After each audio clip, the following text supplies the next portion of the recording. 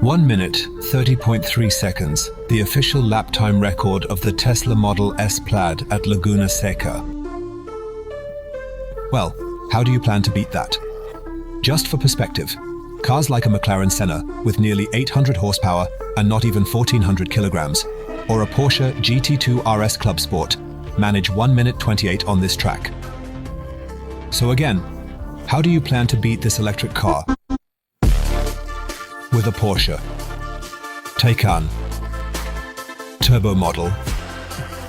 Not precisely S, rather it's GT. Applause sounds.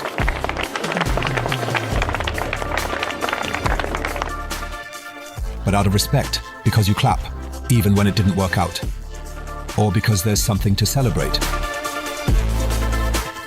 Because the ultimate Porsche actually made it. Mind you, with a production car. Find it out for me.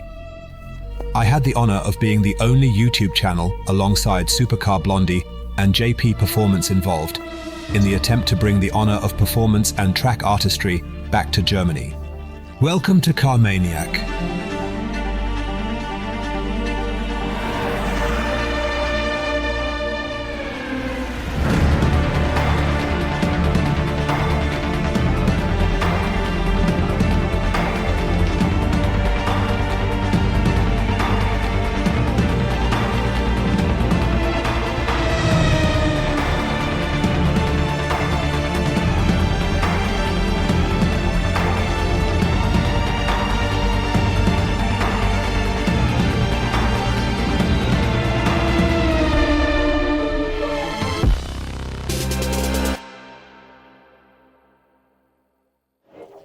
Tesla Model S Plaid, 130.3 at Laguna Seca Raceway, near Monterey, California, roughly 2 hours south of San Francisco. Here, indeed, we are present, all under the strictest secrecy. So, actually, almost no one knows about what's happening here today. It's February 23rd, 2024. And there's an attempt to break the lap record with the new Taycan Turbo GT that was set by the Tesla Model S Plaid. The question is whether after today's events, Elon Musk's mood is good or bad. We know he's human, and that's likable because things trigger him, since he, of course, aims to launch the top and fastest products on the market, and naturally, wants to outshine seasoned manufacturers like Porsche. The question is, who gets to keep the butter at the end of the day, and whether the Taycan Turbo GT will manage to break this lap record. This is going to be super exciting. The pulse here is high for everyone, and I, exclusively as the only German electromobility channel, get to cover this here today. Today, we'll talk about the car's data, what it can do more than the regular Turbo S, and what it can do more or less than the Tesla Model S Plaid. So, we'll examine it closely, statically speaking, through David's lens. Thumbs up for him, of course, now. But first, let's see. If this car manages to actually break this lap record, this will be super exciting. For those unsure what to do with their money, this car will be on EVM, since that's where all street drivable cars end up. The same goes for the Turbo GT, which you'll also be able to drive on the road, sort of as an upgrade to the Turbo S. And that's pretty cool, because it's not just some kind of prototype thing. We're aiming to break a lap record, and then the car never shows up. No, the car exists like that, funny enough, like almost 8,000 on EVM. Open the tab, but check it out later. Now it gets exciting. Don't you skip watching this video now, it's truly exciting. We'll be able to follow, among other things, the driver's heart rates, drone footage, lap times, and everything. It'll be super exciting, I promise. So, subscribe to the channel. Let's get started. Welcome to Car Maniac.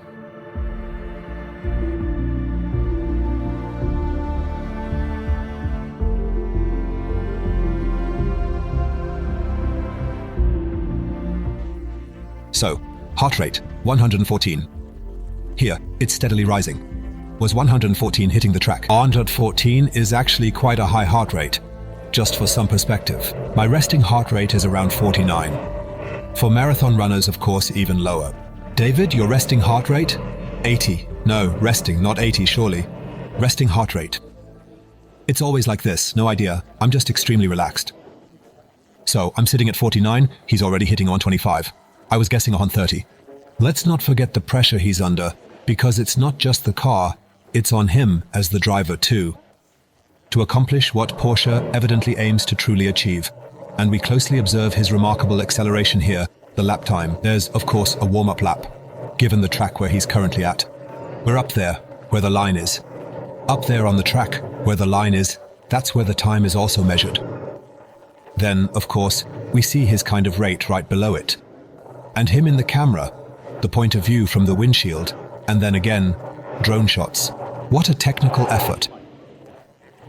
Sometimes the acoustics cut out due to the connection. He's coming up now. There, we're seeing a curve for him, and there he goes.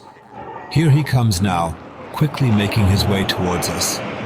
He's already racing past the markers, reaching 2:15, then 2:20, and now 2:30.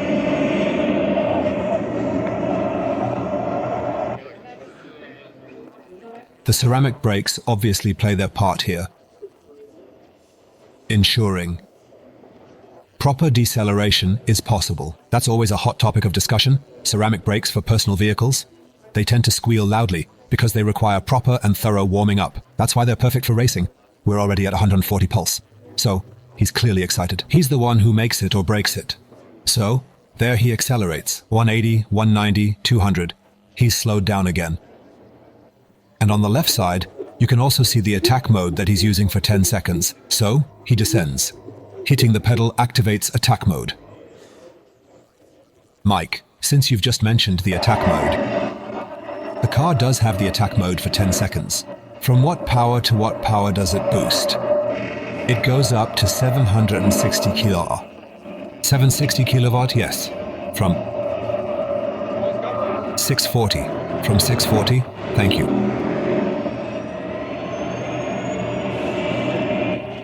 So, that's attack mode, seen at top right.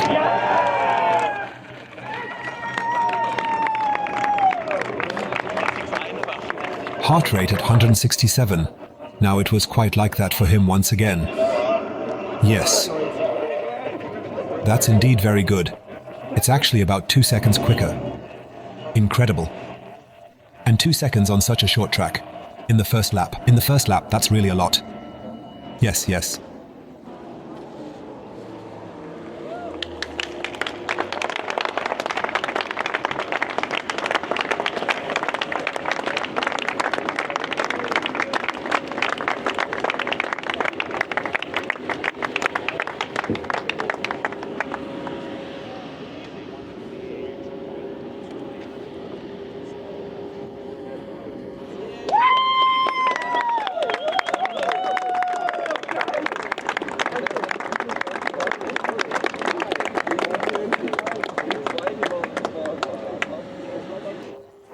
Lars, amusingly enough, said, well, Lars is the driver, that he wants to try driving again. 1:28:28 show.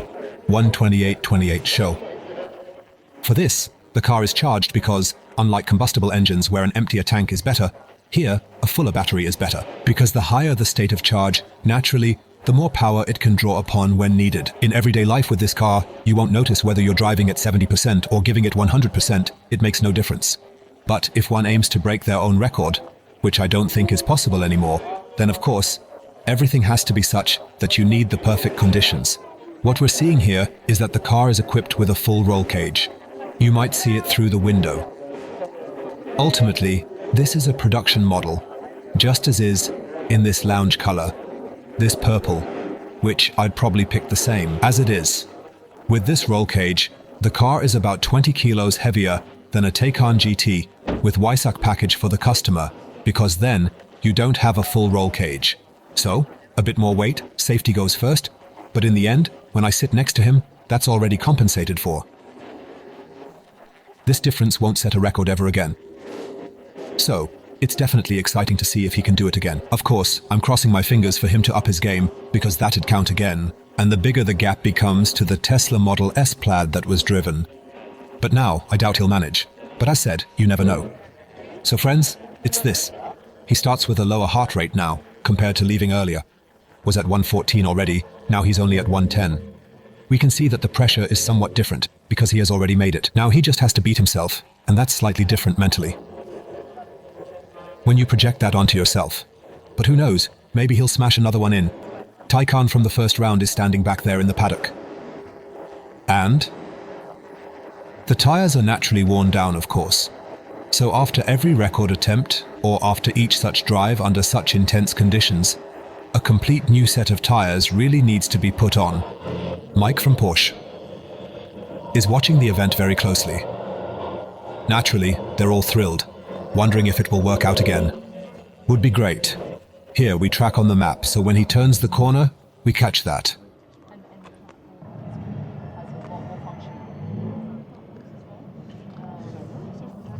Here, folks, comes the Taycan Turbo GT, aiming to beat the lap record of the Tesla Model S Plaid. Thank you.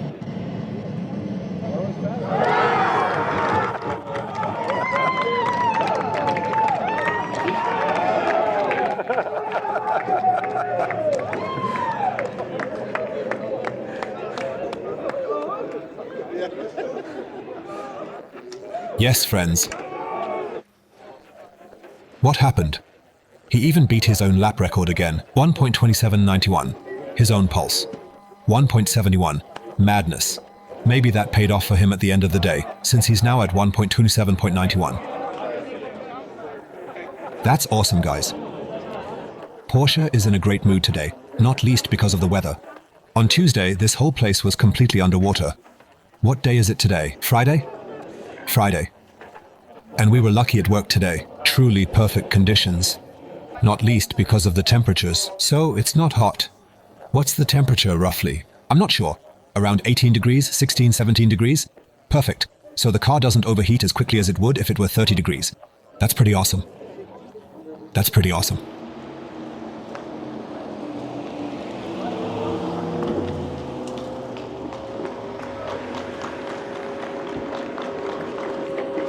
Entschuldigung, aber ohne das Originalzitat und die spezifische Sprache zur Verfügung gestellt zu bekommen, könnte ich die angefragte Bearbeitung nicht so präzise durchführen, wie Sie es vielleicht benötigen.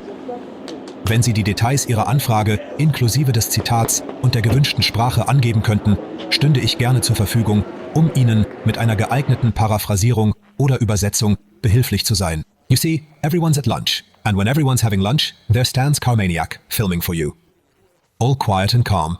Yes, folks, a fascination. This car, quite special too. And now, let's talk about the price, because that's something Porsche has never done before. And here we're talking about the Weissach package option. You know, or maybe you don't, with Porsches there's always an optional, not always, but at least with certain vehicles, an optional Weissach package. For the GT4, including the Camry GT4 RS and the GT3 RS, there, you will pay a bit extra, with it beautifully embroidered on the headrest. Here, with the Turbo GT, you actually have the option to choose whether to go for the Weissach package or not. The funny thing, before we discuss the difference in this package, which I find quite astonishing and could hardly believe, the surcharge for this Weissach package is absolutely zero. That means you're ticking a box between Weissach package or no Weissach package for... So, the price at the bottom of the configurator doesn't go up as much as it does with the Weissach package, which then increases by 5 figures, but it's the same price. And it's priced at, and I have to say, just even though some might misunderstand this, in terms of just, but compared to the Turbo S, indeed only 240,000 euros. You can see it looks a bit different. Specifically, we have this widening at the front, which of course isn't made of carbon, for example. Naturally, that would look a tad more stylish. Then, the carbon ceramic brakes. That is indeed a genuine real whopper. That's pure, authentic Victory Gold. It's truly an exclusive, unique color. I wouldn't have actually thought it'd be so golden in... So, interpreted, but rather, yeah, what color would that be? Just, could you, please? Beige, right? Through the camera, it looks somewhat different. That's why I describe it. 21-inch wheels. There are 2 standard rims and 2 additional options. But it always stays at 21 inches, meaning you can't go up to 22 inches. They're also lighter. And while we're on the subject of weight, let's talk about the weight of this car. It's always a bit of a thing, isn't it? Performance, racing track with electric cars. The tires, of course, face different loads due to the weight. That's quite obvious. It's inevitable. This car weighs 2290 kilos. If you mention that you want the Weissach package, then the weight drops by an additional 70 kilos to 22 to 20 kilos for this vehicle. Because you see, the crux of the matter is, this is the sign that it doesn't have it. With the Weissach package, the entire back seat is omitted for weight reasons. This means what you have here, despite its power, to be discussed shortly, offers everyday utility, not found with the Weissach package. And maybe that's appealing to say, well, then at least you don't pay a premium if you're already limiting yourself to just 2 seats, because essentially you have a sedan, but you don't have the functionality of a sedan. For me, it would be okay, ultimately, because I travel a lot and with company, whether it's David or Francesco, but I always have a passenger. I rarely use the back. You can of course use it for luggage, but the idea of a sedan isn't that, obviously. So Weissach package makes it 70 kilos lighter hence. Here we see the B-pillar in carbon. It's also very, very nice. So, I really like that. You can see this, it's actually real carbon. You can of course go for carbon mirror caps as well. So, it's going to cost you 240,000 euros if you want this key, including a spare. I find it a bit disappointing. There you see it. It's the standard Taycan key. That there's no diversification for this car in terms of what sets it apart from the regular Taycan. Back here, we see this too. It's in the regular Taycan, just not this big, and also in carbon. This is, I believe, a 6,000 euro add-on package if you also get what I call the newspaper holder included. Here we have the spoiler edge. And of course it's also in carbon here with the Turbo GT lettering. Looks very, very cool. But it's not really diverging too dramatically or significantly from the standard Taycan Turbo S, so you might not see the difference right away without the badge. Looking at it from the inside, just touching on it briefly, since it's the same, you've got full carbon bucket seats here of course. If you go for the Weissach package, here you sort of have the more practical road version. It just looks the same as the Taycan, so entirely from the inside if you will. You've got the carbon fiber trim here, which is also available for the standard Taycan. I believe it's a 1,000 euro premium, if I'm not mistaken, with the standard Taycan to have this in carbon fiber. And now, I will demonstrate to you what it precisely looks like when at the very end. The bucket seats have been successfully combined with the carbon fiber, and the alternate racing steering wheel has been installed firmly. That's the main difference between the Weissach and this package. The downforce is 80 kilos at the front, 140 at the rear. And now, let's get to the engine data. The Taycan, regardless of whether it has the Weissach package or not, let's maybe take a step back to see the car more in its entirety, has an incredible 815 kilowatt, which is 1108 horsepower, making it almost 100 horsepower stronger than the Tesla Model S Plaid. But I believe it's also heavier than the Tesla Model S Plaid, even with the Weissach package. True for both. So if it's Weissach or not, you get 815 kWh, but only with the sophisticated launch control start feature. So, if you start your journey using launch control, otherwise you're still at 760 kWh. In between, when you accelerate via push-to-pass function, seen on the right in the display on this large screen, if the driver uses it, you gain an extra 120 kWh, but that means you have to deduct them again. So, we're at a constant 640 kW that you can repeatedly access. When you step on the gas and then add 120 kWh to the 760 using push-to-pass, no matter the speed, even at 30 km/h or 150, you get this 120 kW boost on top of the 760, and then, with the launch control start, 815. The data is very impressive, from 0 to 100, and of course from 0 to 200 as well. There we are at 2.2 seconds. With that though, it's only 0.2 of a second faster than the regular Turbo S. I strongly believe that you may not truly notice that when you simply accelerate to 100 km/h longitudinally, 0.2. Hard to say if you'll notice. Of course, it becomes much more noticeable when you accelerate at the top end. It's a whole second faster than the Turbo S. The Turbo S takes 7.7 seconds to go from 0 to 200. This one takes 6.5. Now that's a savage figure. I mean, motorcycles with around 200 HP are at 7 seconds from 0 to 200. So, with this car, fear no one at all. The Tesla Model S Plaid piques my interest indeed, lap times aside. But the other thing is, how it actually looks head-to-head on a closed circuit. And I've already clarified that we'll be trying that out. Tesla Model S Plaid versus the Turbo. So, the Taycan Turbo GT, because I really want to see how it accelerates in a straight line, aside from driving skills, just to see what it's like, whether the Tesla actually beats the Taycan Turbo GT or not. One must not forget, often these American testing methods involve rolling starts. So if this one is at 2.2 and the Tesla model is flat at 2.1, but with a rolling start, then it's assumed that this one reaches 100 at least just as fast, maybe even a bit faster. Which of course, you'd expect with the extra power of almost 100 horsepower. 350 Newton meters of torque is also quite solid, so there, even Porsche really went all out. The question here is just whether the same pricing, or even cheaper than a fully equipped all-out Taycan Turbo S, whether that does good or bad for the car's value retention. I'm not so sure. We know Taycans have been, as observed on Evium, because I checked before. How much did Taycans cost? How much do they cost now? When the facelift was introduced, the price actually dropped again. Because people in this Taycan segment, they're clearly not going to buy a used one. But the new sophisticated battery technology with the facelift. And as a result, the price of the predecessor significantly drops. And here, you already have a different battery technology with the charging, as I've explained to you. Currently, the car that charges the fastest, the most kilowatt hours, is actually the Taycan, though I've tried the Lotus E-Letter, peaking higher in kW at 366 at the station than the Taycan now. But it maintains the plateau up to 60% at over 300 kilo.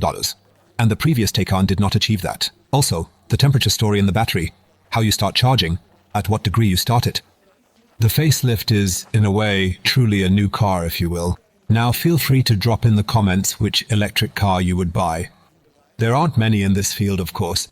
Now, there are those who say they'd rather buy two Tesla Model S Plaid, which you can actually do. Buy two of them, and probably still get a used i3 on top for the city. That works too, but whoever buys this car knows that. And whoever buys this car makes a deliberate choice not to, it has to be said. Looks absolutely stunning. I really like it a lot. It doesn't always have to be carbon, maybe. However, one must also mention that this is an extremely sensitive material. Look what I did with my fingernail. These marks, look David, they won't come off. See this? Let's wet our fingers. Whoa, do you see that? It won't go away. Right there, huh? Seen via the camera? Unsure. Yeah, you can see it now. It was just my nails, folks. Not tight, did it so? Just like that, see? You can now. That means you're getting billed now, right? Yes. Now people are saying you have enough partners to cover it. What's this piece cost? With Queasy, it fades. Ah, with Queasy. Good idea. Thanks for the nice, elegant product placement. Yes, not arranged like radio days, right? Unplanned, yet we inherited it. In radio, a cue prompted reaction. And like I said back then on the radio, how does one function? You just function better when you're a really good host, without any preparation. Soon, chance comes, unprepared. Yes, Creasy, hard to shake. That's a cleaning agent, not a plastic polish. I do see that as a bit of an issue, actually, since it's not about the car wash here, but rather, I don't know. It's enough to clean here once. Maybe with a shoe, I don't know. Even with your pants. It would really bother me if on my Taycan Turbo GT here. Look how it's scratched up. I don't know what caused it, but it's enough. Just if the guy changing the tires slides against it, not with rim but tire, leaves an unsightly mark here. Yeah, you see? Wow, that's sensitive. It's very, very sensitive. That's why when people ask, why do you dislike plastic? Yes, with carbon, really. It's just that. In this case, it's better. Take a look at this. So carbon is coated with clear lacquer. This doesn't happen here now. Besides, carbon is also more durable. But it's just overdone. That won't happen to you. And here, at the back as well. Everywhere, and it's very unsightly. I dislike the easy access. If now someone, let's say, starts to poke there, at that spot, very gently. It's all scratched up. Better, of course, than the paint. However, one must also ask the question, where this component starts and where it ends. Here's quite an edge, you see. Please wait. A part? Could it be right? Yes, wait. I'm sorry. This piece, my dear friends, indeed happens to be very big, you see. This right here is quite actually a large and very significant part intended for replacement. But okay, this is just nitpicking at a high level. This is it, the Porsche Taycan Turbo GT. A car that managed to break the lap record of a very, very fast car, the Tesla Model S Plaid. And that's quite impressive. There we see it again from the back. To illustrate for you, 1.27 or 87 seconds, new EV lab record. Quite wild, right? Your thoughts? Share in comments, happy with it? And now, let's shift into a taxi ride, but not to the airport. That'd be a bit dull. Instead, let's hop into a ride in the Taycan Turbo GT to get a feel for what it's like. All right, folks, things are going to be a bit different now, compared to back then with the Taycan GTS at Willow Springs. Oh my God.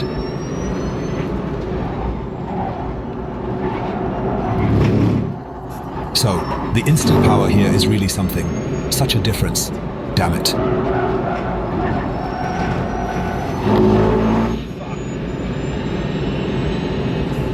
That's pretty brutal.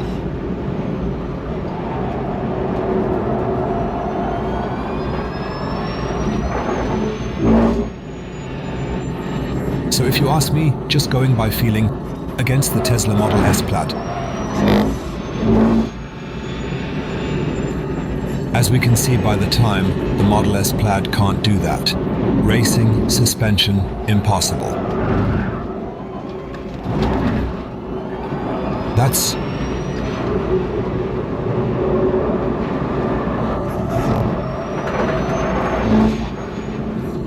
You can't do that with a combustion engine on this route, no way.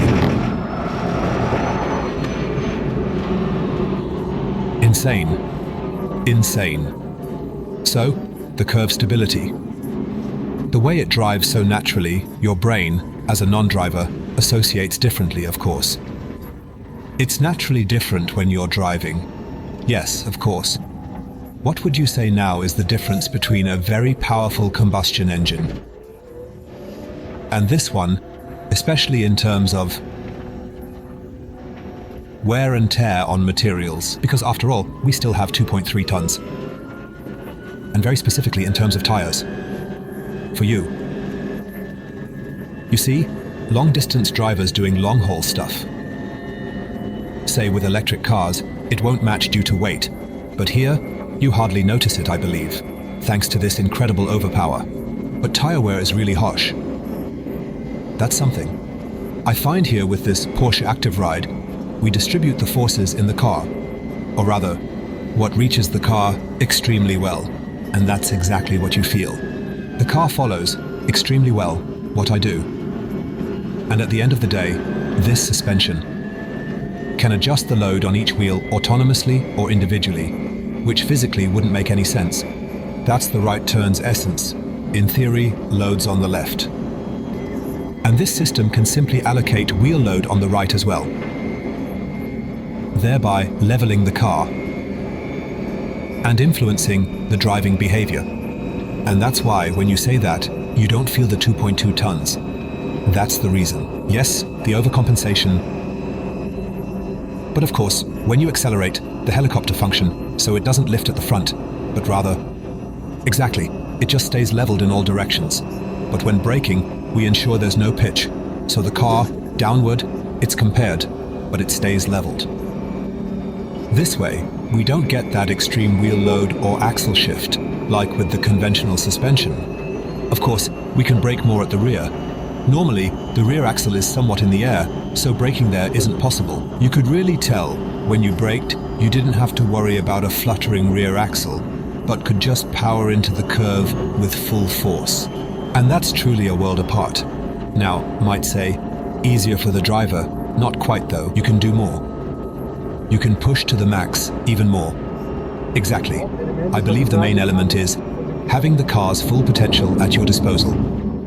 You often receive a significantly more pronounced response when employing suspension techniques, ensuring enjoyment is not compromised for anyone. The car is quite something for a man. So, in this case, easier for amateurs who just want to drive around a bit.